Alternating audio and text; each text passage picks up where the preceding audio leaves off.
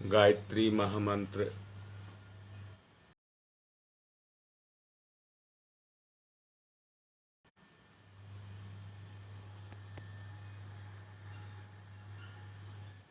गायत्री महामंत्र एक बार मेरे साथ दोहराओ। ओम भूर्भुवः स्वः तत्सवितुर्वरेण्यं भर्गो देवस्य धीमहि धियो यो नः प्रचोदयात्। कल मैं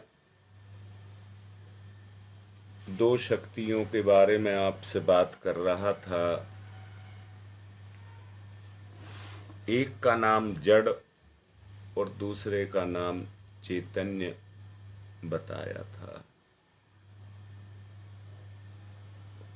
एक को जड़ को पराशक्ति और चैतन्य को अपराशक्ति बताया गया है। ये दोनों शक्तियां देखो सोच करके, ना तो जड़ अपने आप में क्रियाशील है बगैर चैतन्य के, और ना चैतन्य ही बगैर जड़ के इस दुनिया में क्रियाशील होती है। पर जब दोनों मिलकर के चलती हैं तो क्रियाशील होती हैं। एक इसमें स्थिर प्रतीत होती है और दूसरी इसमें क्रियाशील प्रतीत होती है। परंतु जो स्थिर है वो भी स्थिर नहीं है। कल इस बात को अच्छे से समझाया गया था। जड़ पदार्थों के विश्लेषण और विवेचन करने पर एक ही चीज की उत्पत्ति होती है, उसको विज्ञान कहते हैं। उन गुणों को, उन विशेषताओं को जो पदार्थ के रूप में हैं, उनकी जानकारी प्राप्त करना और चैतन्य उनके अंदर कैसे काम कर रहा है उसकी जानकारी प्राप्त करना और दोनों का समन्वय करना, यही भौतिक विज्ञान है। आज आप देखते होंगे मोबाइल फोन से जिससे आप प्रयोग लेते हैं उसमें एक छोटी सी चिप होती है और कितना सारा काम करती है। आप कंप्यूटर देख रहे होंगे, उसमें एक जरा सी हार्ड डिस्क है जो कितना सारा ज्ञान मटेरियल अपने अंदर समाये हुए है। कैसा विचित्र लगता है, परंतु है क्या, हमारे भौतिक विज्ञान ने इस बात को समझा कि चैतन्य सत्ता जड़ सत्ता के अंदर किस तरह से काम को करती है। उसको पकड़ लिया, उसको पकड़ लिया। ऐसे ही हमारे ऋषि मुनियों ने इस काय पिंड के अंदर वो चैतन्य सत्ता किस तरह से काम करती है, उन्होंने भी इसकी गहराई से जानकारी को प्राप्त किया और प्राप्त करके उस तरह के सिद्धांत निकाले जो परा और अपरा शक्ति के माध्यम से इस शक्ति का सदुपयोग की कर सके, संयुक्त रूप से इसका प्रयोग कर सके। ये ब्रह्मांड एक घटक आपको दिखाई देता है, बहुत अच्छे से कह रहा हूं। परमाणु इस दुनिया की सबसे बड़ी छोटी इकाई है, सबसे छोटी इकाई है। जैसे इस ब्रह्मांड में स्पेस है, ऐसी परमाणु में भी स्पेस है। दोनों में कोई अंतर नहीं है। दोनों शक्तियां संयुक्त रूप से अणु पर भी काम कर रही हैं और ब्रह्मांड पर भी काम कर रही हैं। इसी को व्यष्टि में समष्टि कहा गया है। जो समाया हुआ है अंदर दिखाई नहीं देता, उसी को व्यष्टि में समष्टि कहा गया है। मैं निवेदन पूर्वक कह रहा हूं, जैसे मैंने इस पोले ब्रह्मांड की स्पेस की बात की, ऐसे ही इस तन के अंदर भी ईश्वर समाया हुआ है और समा करके इसके अंदर क्रियाशील है। जितनी उसकी शक्ति कमजोर पड़ती चली जाएगी,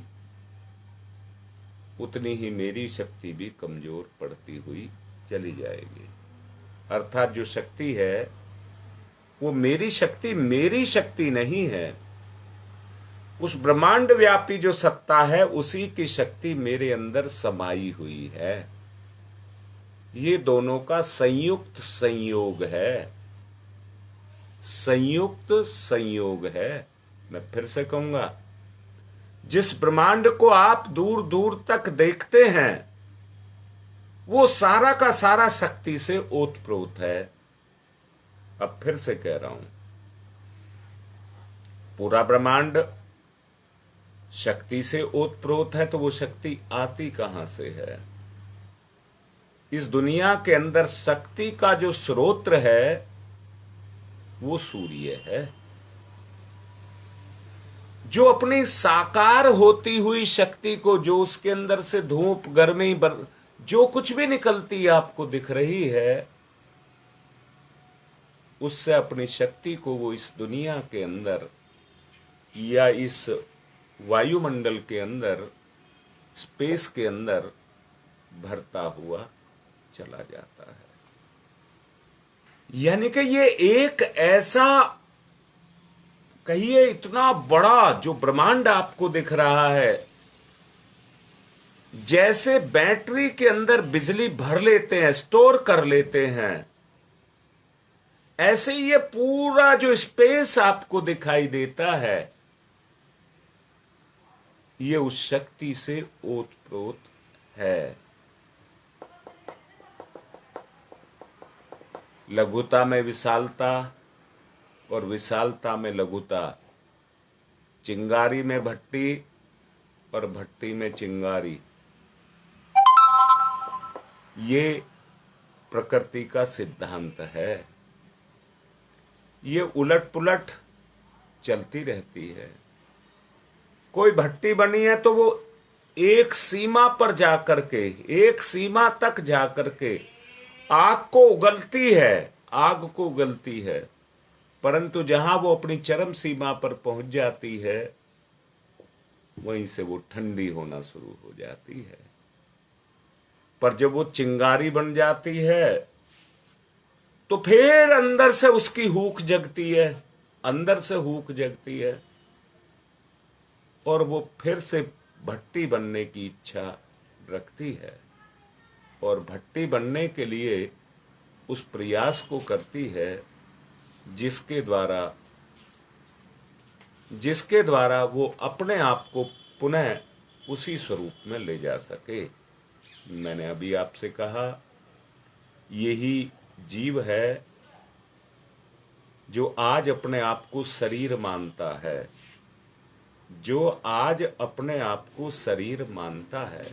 परंतु मैंने अभी कहा, परा और अपरा दो शक्तियां का ये सम्मिलित समावेश है, और उसी के द्वारा ये चल रहा है।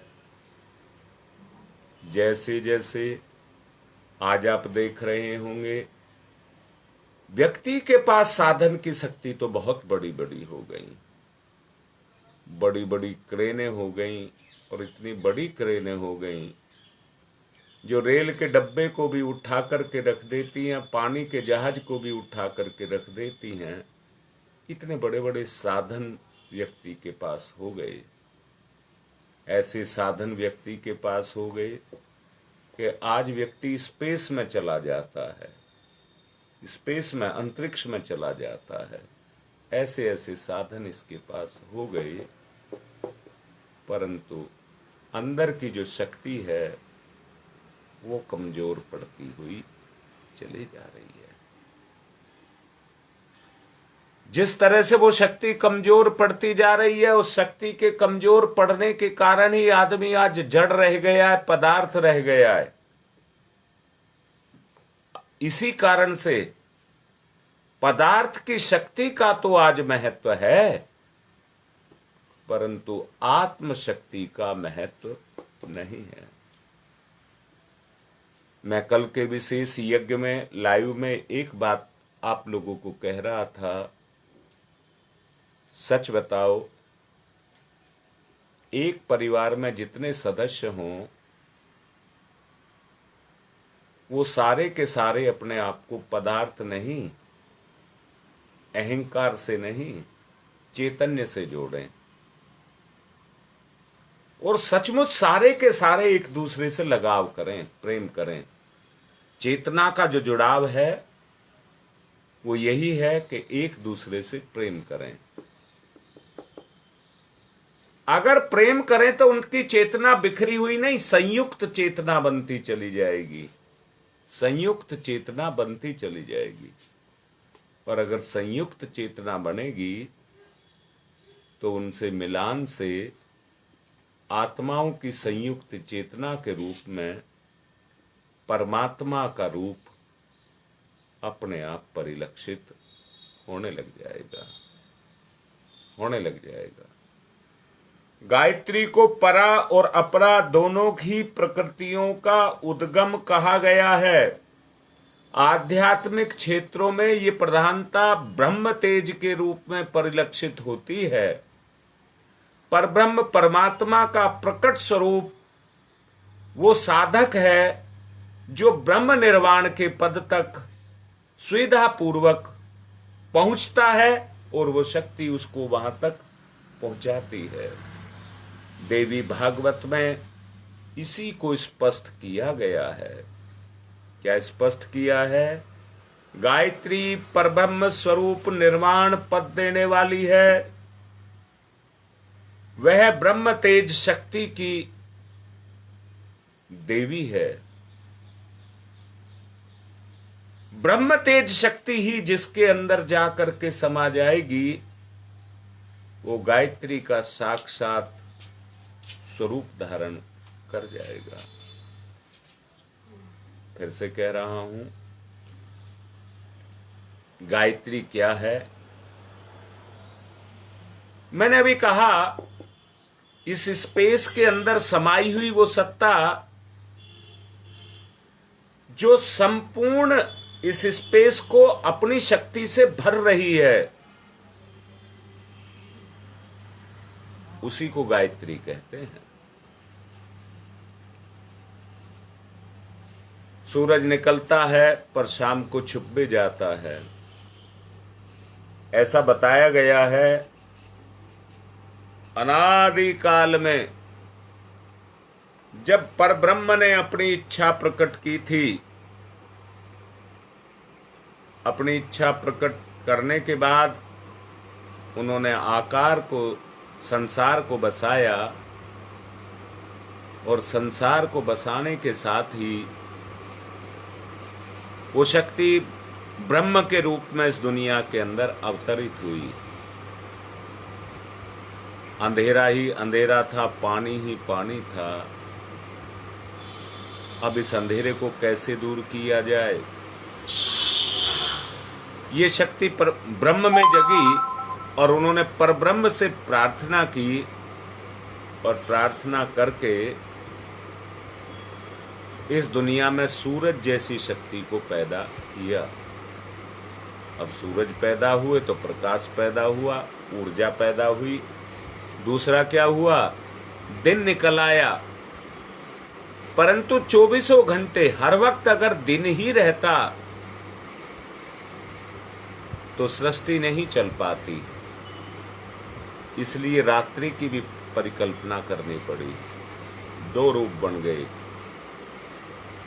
ब्रह्म की इच्छा से, परब्रह्म नहीं, ब्रह्म की इच्छा से इस संसार के सृजन के लिए उस शक्ति के दो रूप बन गए। एक को रात कहा और दूसरे को दिन कहा। रात और दिन के रूप में, परा और अपरा शक्ति के रूप में इस दुनिया का निर्माण हुआ। दोबारा से कह रहा हूं, अपने आप में ही देखिए, इस शरीर में ही देखिए, जब शक्ति इसकी काम करती है तो इसमें चैतन्यता आ जाती है, पर काम करते करते जब थकान आ जाती है तो आलस्य भी आ जाता है। चैतन्यता आती है तो दौड़ करके अपने कामों को पूरा करने लग जाता है, आलस्य आ जाता है तो निद्रा की गोद में जाकर के सो भी जाता है। पर ब्रह्म ने दोनों शक्तियों को पैदा किया। सच को देखो, क्या नींद का सुख नहीं है? ईमानदारी से देखो, क्या नींद नहीं होती है? क्या नींद का सुख नहीं है? क्या उसकी जरूरत नहीं है? अब दूसरी तरफ कह रहा हूं, क्या जगने की शक्ति नहीं है? कर्म करने की ताकत नहीं है? दोनों शक्तियां हैं, दोनों शक्तियां हैं। जितनी जरूरत के अनुसार जिसकी जरूरत होती है उसी का प्रयोग किया जाता है। जब संसार में अज्ञानता बढ़ती है तो अज्ञानता के बढ़ने के कारण व्यक्ति वो कर्म करने लग जाता है जिसमें सुख कहो, आराम कहो, निद्रा कहो, उनके साधन जुटाने लग जाता है। आज की स्थिति को भी झांक करके देख लेना, आज यही स्थिति बनी हुई है। व्यक्ति अपने जीवन के लिए, जीव के लिए, चेतना के लिए जीवन को नहीं जी रहा है। आज व्यक्ति अपने जीवन को जो जी रहा है उसको सुख चाहिए, उसको सुख चाहिए, आराम चाहिए, नींद चाहिए, चैतन्यता नहीं चाहिए, चैतन्यता नहीं चाहिए। पर फिर से कह रहा हूं, ये सुख आराम, मैंने अभी कुछ देर पहले कहा था, परा और अपरा दोनों शक्तियां आपस में मिली हुई हैं। मिलकर के ही वो इस ब्रह्मांड का निर्माण करती हैं, इसको गति देती हैं।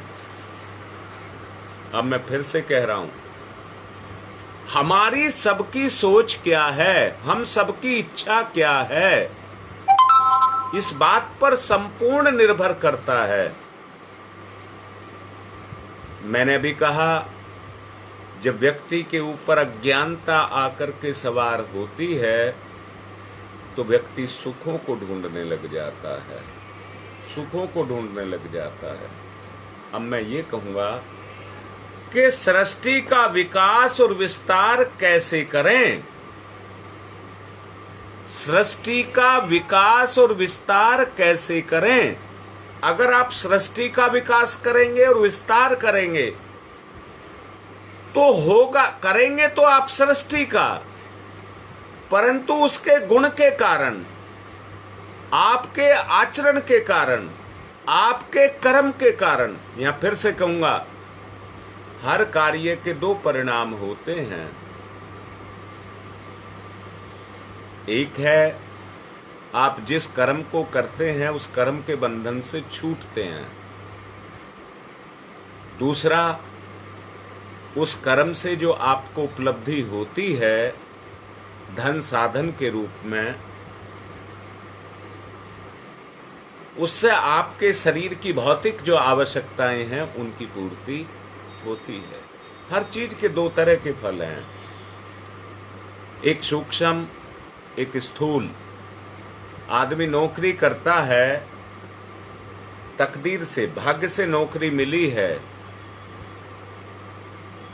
जितनी लगन, जितनी निष्ठा के साथ, जितने अपनेपन के साथ उस नौकरी को करता है, कर्म से छुटकारा होता है और चेतना शुद्ध होती है। बदले में, नौकरी करने के बदले में जो वेतन मिलता है उससे शरीर चलता है, परिवार चलता है, घर चलता है। दो तरह की उपलब्धियां हो बताई हैं, दो तरह की, परा और अपरा। अब मैं ये कहूंगा, इस ब्रह्मांड में व्याप्त उस चेतना का मानसरोवर को ही गायत्री कहते हैं, जो प्राणियों के अंदर ज्ञान और संवेदना के रूप में, पदार्थों में सृजन के रूप में, परिवर्तन के रूप में जो काम करती रहती है, जो किसी को स्थिर नहीं रहने देती, एक जगह नहीं टिकने देती, ना तो वो रात ही रहने देती है और ना वो दिन ही रहने देती है। दिखता नहीं है, पर देखते देखते देखते देखते किस तरह से दिन चला जाता है और रात आ जाती है। सो जाते हैं तो रात भी चली जाती है और फिर से दिन आ जाता है। ये क्रम निरंतर चलता हुआ चला जा रहा है। अरे, कभी ये भी सोचा है कि जीवन जा रहा है? कभी ये भी सोचा है कि जीवन जा रहा है? अगर आप ये सोचेंगे कि समय के साथ साथ हमारा जीवन भी जा रहा है, तो क्या हमें अपने जीवन का सदुपयोग नहीं करना चाहिए? फिर से कहूंगा, प्राणियों में ज्ञान और संवेदना, दो बात मैंने कही है। जहां ज्ञान है वहां संवेदना भी है, और जहां संवेदना है वहां पीड़ा को एहसास करने की भी शक्ति है, पीड़ा को महसूस करने की ताकत भी है। यहां मैं फिर से कहूंगा, आज जैसे व्यक्ति को जितना ज्ञान है पर संवेदना नहीं है, संवेदना नहीं है, जब तक वो संवेदना पैदा नहीं होगी, क्रिया तो चल रही है, समय तो चल रहा है, परंतु उस स्थिति को प्राप्त नहीं होगे जिसको आत्मिक अवस्था कहते हैं। परिवर्तन करने वाली क्रियाशीलता बनकर के हमारे अंदर काम करती है। इसे ब्रह्म चेतना से उद्भूत वो शक्ति माना है, जिसके द्वारा हमारे अंदर भाव संवेदना पैदा होती है। याद रखना, जब भाव संवेदना पैदा होती है तो दूसरे का दुख अपना दुख होता है, दूसरे का दुख अपना दुख होता है। जब भाव संवेदना खत्म हो जाती है तो अपना दुख दूसरे का हो जाता है। दोनों का अंतर आप समझ गए होंगे। यानी कि भाव संवेदना है तो दूसरे के दुख को महसूस करता है और उसे अपना मानता है। अब मैं पूछ रहा हूं, मैंने कहा चेतना के संयुक्त रूप का नाम ही परमात्मा है, और कोई परमात्मा नहीं है। परमात्मा चेतना जहां पर जाकर के इकट्ठी होती है उसे ही परमात्मा कहते हैं। मैं दोबारा से बोल रहा हूं, अगर आपके अंदर संवेदना पैदा हो गई तो दुनिया में कोई पराया नहीं है, सब आपके हैं, सब अपने हैं, सब में मैं हूं, मेरे में सब हैं। ये स्थिति पैदा हो जाएगी। अगर संवेदना नहीं रही तो स्वार्थ पैदा हो जाएगा, स्वार्थ पैदा हो जाएगा, और स्वार्थ पैदा हो गया तो मैं हर किसी को दुख दूंगा। अज्ञानता के कारण मुझे समझ नहीं आएगा कि मैं सबको दुख दे रहा हूं, परंतु मुझे ये समझ आएगा, क्या समझ आएगा, मैं बड़ा दुखी हूं, मैं बहुत दुखी हूं, मेरा कोई दुख बांटने वाला नहीं है, चाहे आपके कितने। क्योंकि जो स्वार्थ पैदा हुआ उसने अपनेपन को खत्म कर दिया, अपनेपन को खत्म कर दिया, और खत्म करने के कारण क्या हुआ, हम अलग थलग पड़ गए, अकेले पड़ गए, और अकेले पड़ने के कारण हमारी जो आज ये अवस्था है, ये अवस्था आकर के पैदा हो गई। आत्मिक निवेदन के साथ कह रहा हूं, महसूस भी करिए, जन्म हुआ था तो चेतना का विकास होना शुरू हुआ था, किसी के करने से नहीं। हमारी आंतरिक चेतना अपने आप विकसित होती गई और हम पर जवानी आती हुई चली गई। मैंने जैसा अभी कहा, भट्टी एक सीमा तक प्रचंड होती है, जब वो अपनी पूर्णता पर जाती है तो फिर गिरने लग जाती है। ऐसे ही जवानी भी अपनी पूर्ण एक स्थिति तक गई, दुरुपयोग होने के कारण वहां से हमारी अवस्था गिरने लग गई, अवस्था गिरने लग गई। अब महसूस होता है, जिसको हम बुढ़ापा कहते हैं, वास्तव में बुढ़ापा शरीर का नहीं होता है, चेतना का होता है। इसी शरीर में अगर पुनः वो चेतना जागृत हो जाए और जागृत होकर के क्रियाशील हो जाए तो फिर से हमारे ऊपर जवानी सक्रियता आकर के खड़ी हो जाएगी। पर सच ये देखिए, जीवन का प्रयोग हमने क्या किया।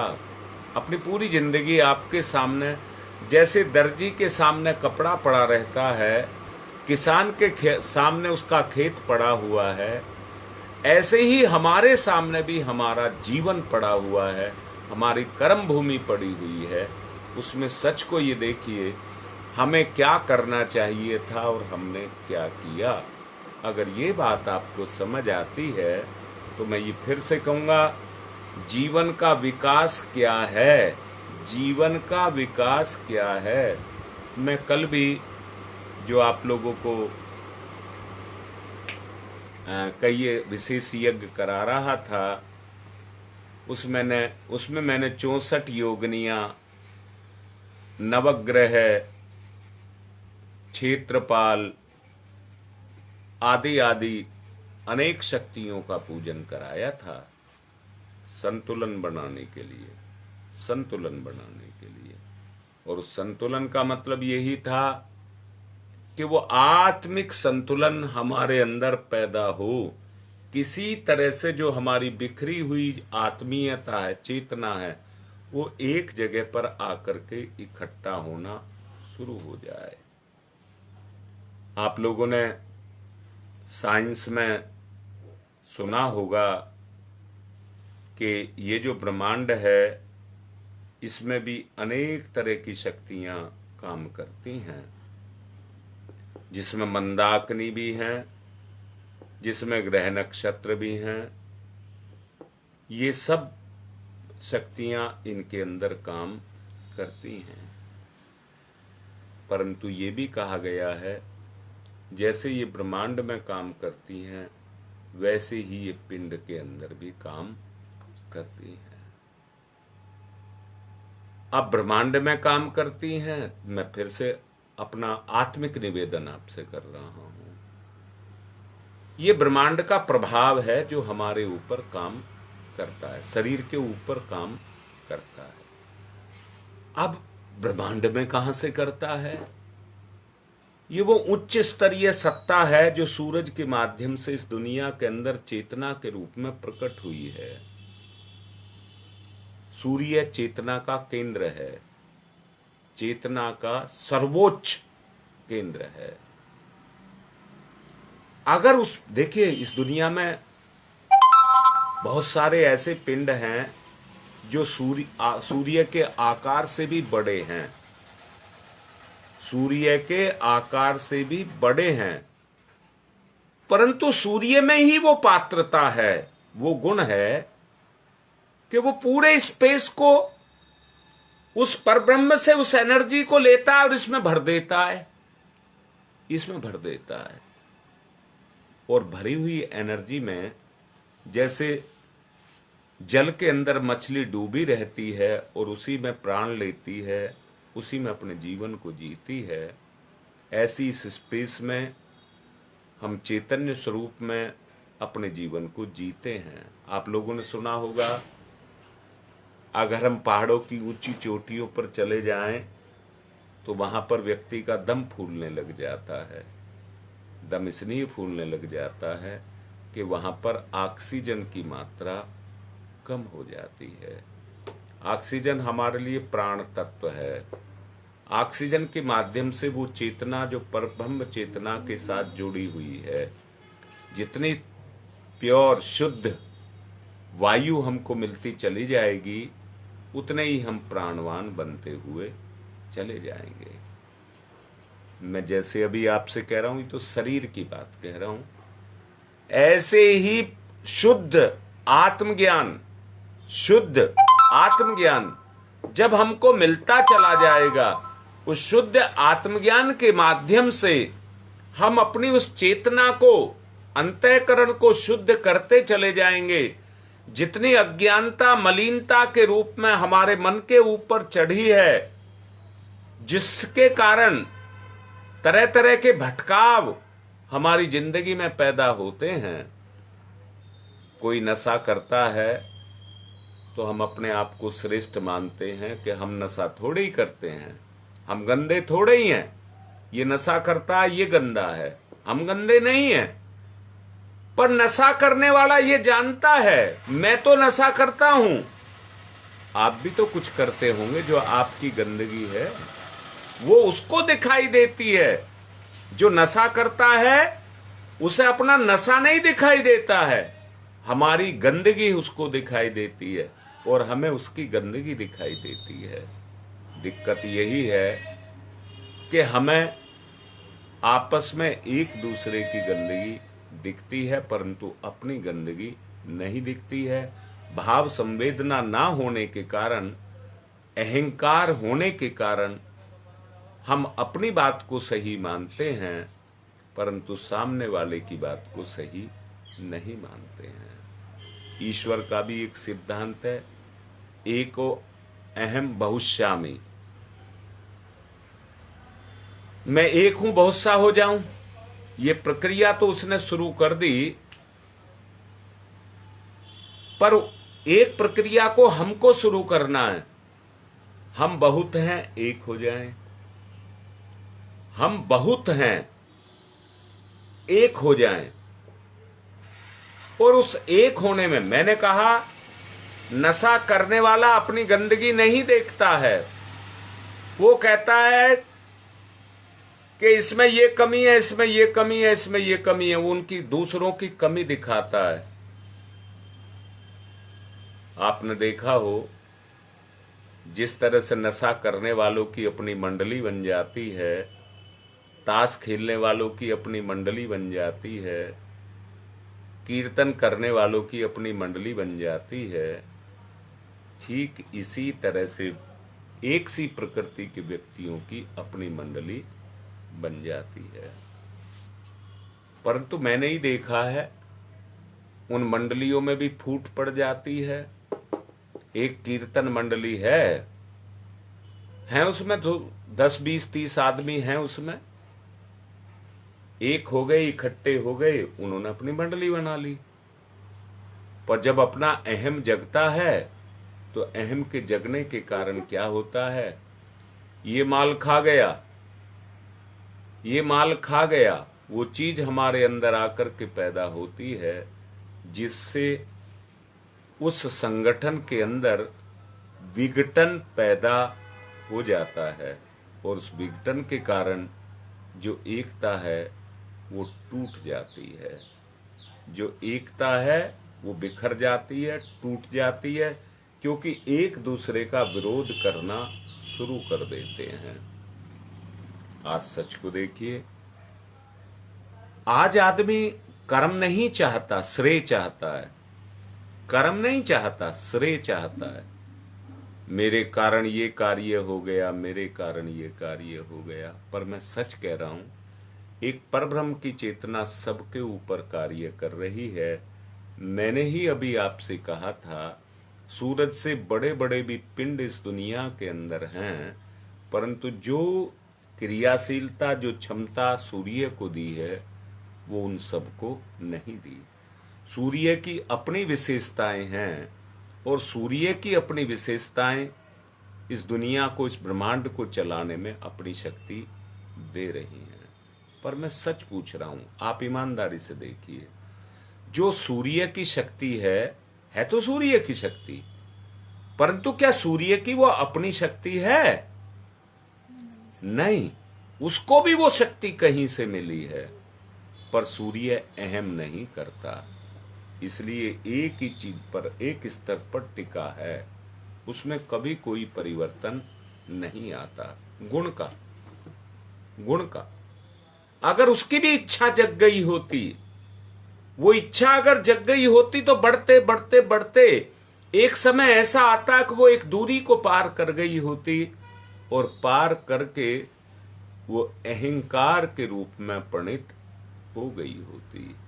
अगर सूर्य को भी ये अहंकार हो जाए कि सारी दुनिया को चलाने वाला मैं हूं, तो जो उसको शक्ति दे रहा है वो क्या देगा कि ये तो अपना नाम करने लगा।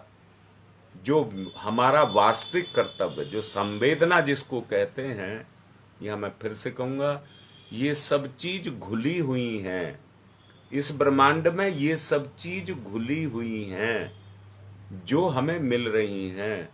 देने वाला कोई है जिसने माध्यम बनाया है। गन्ने को भी देता है, गेहूं को भी देता है, बाजरे को भी देता है, मक्का को भी देता है, दालों को भी देता है, पक्षियों को भी देता है, पशु को भी देता है। सबको शक्ति वही देता है। अर्थात उसी की शक्ति से सब चल रहा है। मैं भी चल रहा हूं और आप सब भी चल रहे हैं। आप सब भी चल रहे हैं। वो देने वाला एक है। अगर उस एक के साथ हम सारे जाकर के जुड़ जाएं, तो जुड़ने से क्या होगा? एक के साथ जुड़े, सोचो जो बोल रहा हूं, एक के साथ जुड़े तो संगठन बन गया, एक के साथ जुड़े तो संगठन बन गया, और अहंकार के साथ जुड़े तो संगठन बिखर गया। आज सच्चाई को देखिए, इसी अहंकार के कारण आज व्यक्ति बिखरता हुआ चला जा रहा है। आदमी पे समय ही नहीं है। आदमी पे समय ही नहीं है। भौतिकता ने इतना आदमी को जकड़ लिया है कि वो आज अपने लिए भी समय नहीं निकाल पा रहा है। अपने लिए भी समय नहीं निकाल पा रहा है। परंतु फिर से सचमुच कह रहा हूं, अगर बिखरी हुई शक्ति को हम इकट्ठा कर लें। कल हमने अग्नि को प्रज्वलित, ये विशेष यज्ञ था। कल अग्नि को सूर्य से लिया गया था। सूर्य से लेने के लिए हमें उत्तल लेंस की, जो मैग्नीफाइड लेंस है, उसकी आवश्यकता पड़ी। अगर वो ना होता तो सूर्य में तो शक्ति है, पर हम उस शक्ति को नहीं ले सकते थे। जो अग्नि हमने उनसे ली, हमने माचिस से अग्नि पैदा नहीं की थी, मैग्नीफाइड जो लेंस था उससे प्रकट की थी, और उसी से यज्ञ कराया, उसी से यज्ञ कराया।